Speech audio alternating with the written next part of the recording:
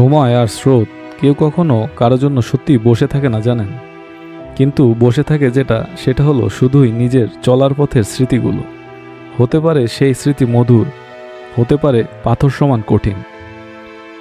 অদ্ভুত আমাদের এই মানব জীবন, একই সাথে বলতে পারেন অনিশ্চিত। এখন আপনারা এই কথা বলতেই পারেন, হঠাৎ করে আমি এমন কথা বলছি। আসলে পরিস্থিতি কখন কিভাবে কোন দিকে মোড় নিয়ে নিবে সেটা একমাত্র সৃষ্টিকর্তাই বলতে পারবেন। তবে এই দুনিয়ার সবচেয়ে বড় আশীর্বাদ হলো আমাদের বেঁচে থাকাটা।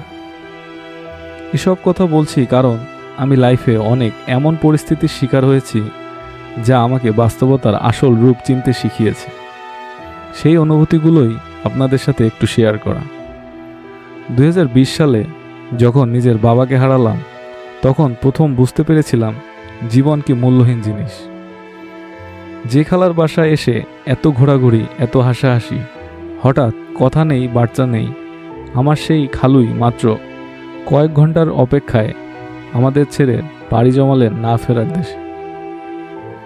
বড়ই কষ্টের এই বাস্তবতা মেনে নেওয়াটা। ছোটবেলা থেকে একটা কথা শুনেই সবাই বড় হয়েছি আমরা, সেটা হলো জন্ম মৃত্যু সবটাই মহান সৃষ্টিকর্তার হাতে। জন্মের স্মৃতিগুলো রঙিন হলেও মৃত্যু নামক এই কঠিন বাস্তবতাটা মেনে নেওয়া কষ্টের। সবকিছু জানা সত্ত্বেও এই বাস্তবতাকে মেনে নিয়ে বেঁচে থাকাটা অনেক কঠিন, হয়তো অসম্ভব। তাও সবাই দোয়া করবেন আমার খালুর আত্মা যেন শান্তি লাভ করেন। একই সাথে আমার খালা যেন এই বাস্তবতাকে মেনে নিয়ে সামনে সুস্থভাবে জীবনযাপন করতে পারেন। দিন শেষে এত বড় পৃথিবীতে সকলেরই উচিত মহান সৃষ্টিকর্তার নিকট শুকরিয়া আদায় করা যে তিনি আমাদেরকে সুস্থভাবে বাঁচিয়ে রেখেছেন।